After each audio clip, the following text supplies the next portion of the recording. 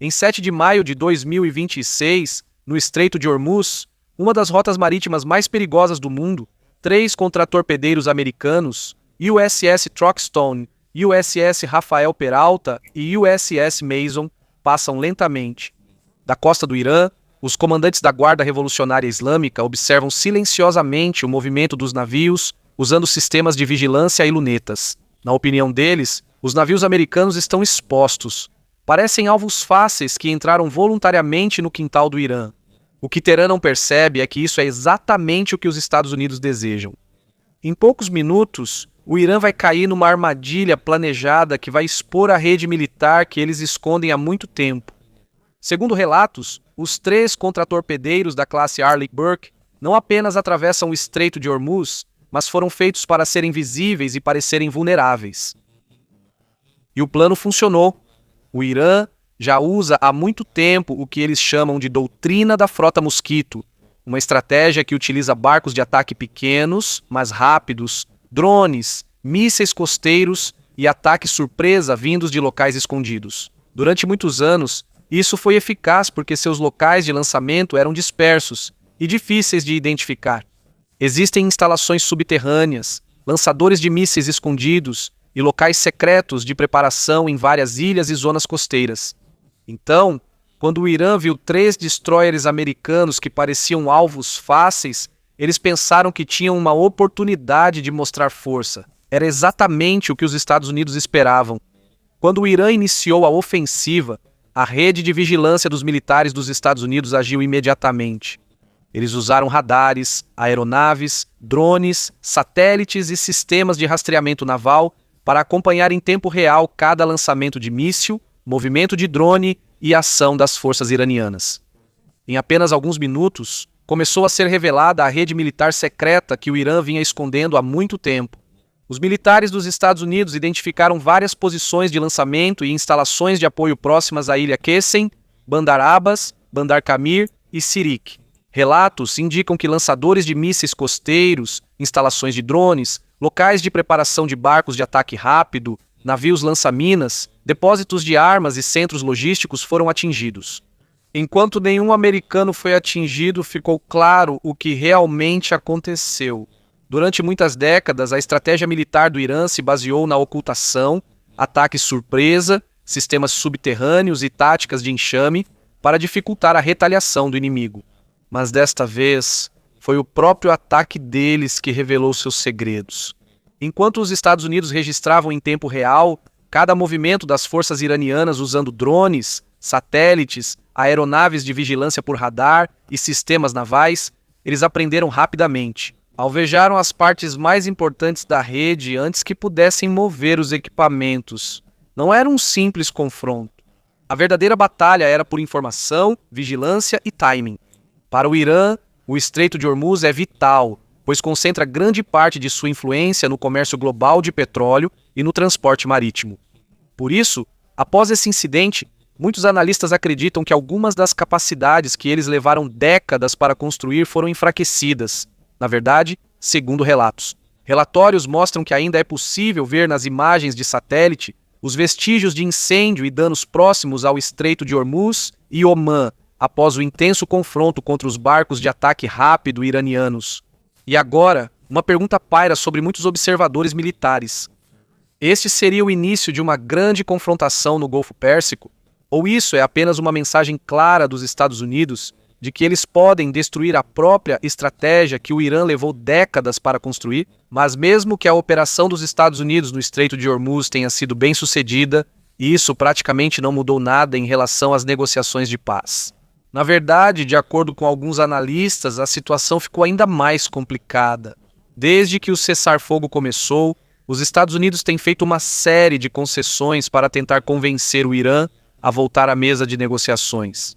Washington espera que talvez o Irã também queira realmente acabar com a tensão e aceite um acordo que seja aceitável para ambos os lados. Mas, em vez de Teherã suavizar sua posição, parece que aconteceu o contrário.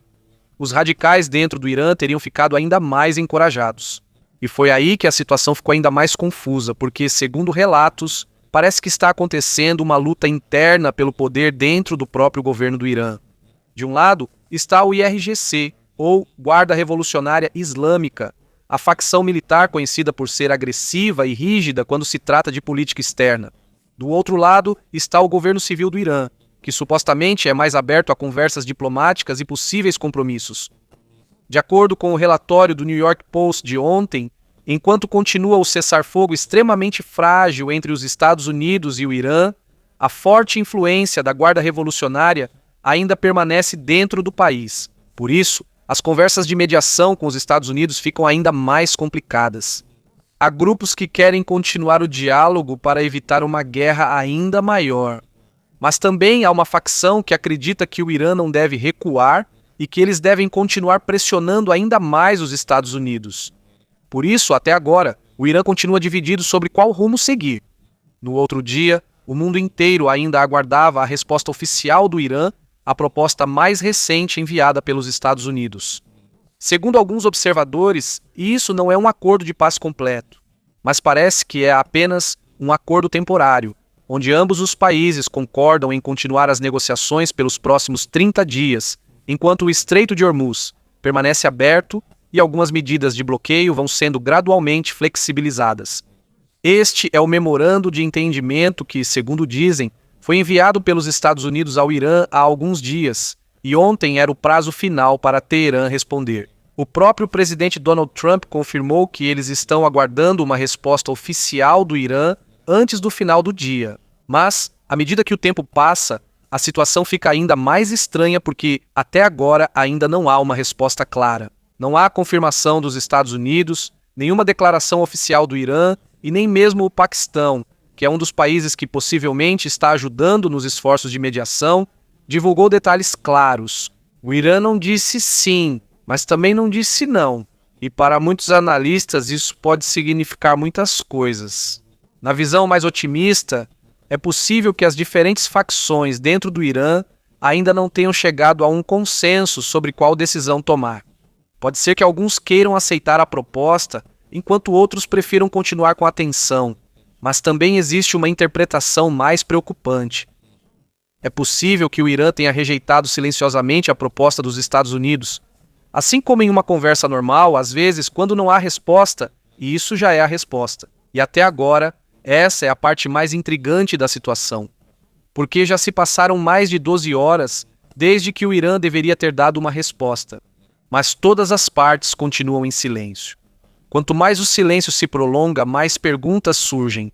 O Irã ainda está realmente tomando uma decisão? Ou há um movimento ainda maior por trás desse silêncio? E de acordo com os relatos, o presidente Trump fez outra declaração importante ontem, que aumentou ainda mais a tensão em toda a região. De acordo com o presidente Donald Trump, se o Irã não responder ou rejeitar completamente o memorando de entendimento, isso só pode significar uma coisa. O chamado Project Freedom será retomado, e quando isso acontecer, os Estados Unidos iniciarão novamente operações mais agressivas no Estreito de Hormuz. Isso significa que os navios de guerra dos Estados Unidos voltarão a entrar e sair continuamente do Golfo Pérsico enquanto escoltam navios de carga e petroleiros para garantir o fluxo contínuo do comércio e do petróleo na região. Em outras palavras, os Estados Unidos querem garantir que uma das rotas marítimas mais importantes do mundo permaneça aberta, mesmo que o Irã se oponha. Segundo Trump, pode não ser apenas um simples retorno do Project Freedom. Alguns vão dizer liberdade porque algumas coisas não aconteceram, mas para eles é Project Freedom Plus. Ele mencionou que isso ainda pode se tornar o Project Freedom Plus, o que significa uma operação mais ampla e mais pesada, usando outros sistemas militares e ativos de apoio adicionais. E foi aí que a conversa ficou ainda mais interessante. Porque enquanto os Estados Unidos mostram que estão prontos para retomar a operação a qualquer momento, também surgiram várias histórias diferentes sobre por que o Project Freedom foi de repente pausado no início. De acordo com a declaração oficial da Casa Branca, isso foi suspenso temporariamente como um gesto de boa vontade para dar ao Irã a chance de pensar sobre a proposta dos Estados Unidos e voltar à mesa de negociações. Que é muito claro sobre os tópicos que estão dispostos a negociar e até onde e quais concessões estão dispostos a fazer. Isso seria uma das concessões feitas pelos Estados Unidos desde o início do cessar-fogo. Então, Se o Irã realmente não responder, ou se descobrirem que rejeitaram o acordo de forma direta, é quase certo que a operação vai voltar. Mas há outra narrativa que está se espalhando de forma mais silenciosa na mídia dos Estados Unidos. E essa é a parte mais sensível. De acordo com alguns relatos, a Arábia Saudita e o Bahrein não ficaram satisfeitos quando os Estados Unidos anunciaram o Project Freedom sem antes consultá-los diretamente. Devido à realidade da situação, os Estados Unidos não conseguem realizar uma operação naval tão grande sem o apoio dos países do Golfo.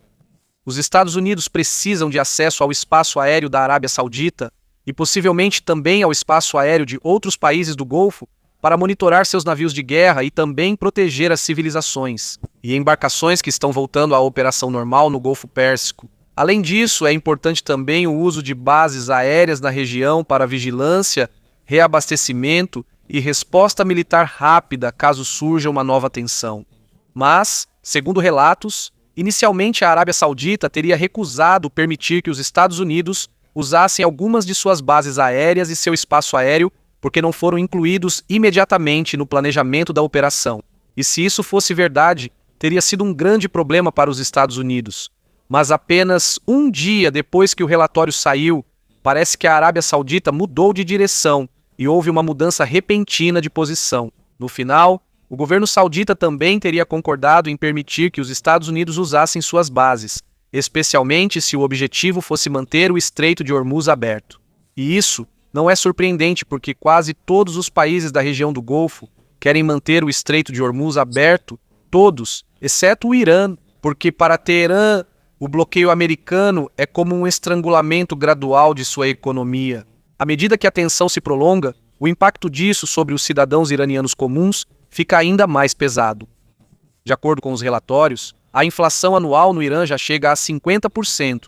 Mais grave ainda, a inflação dos alimentos já ultrapassou 100%. Isso significa que os preços dos alimentos quase dobram a cada ano. O valor do real iraniano também continua caindo.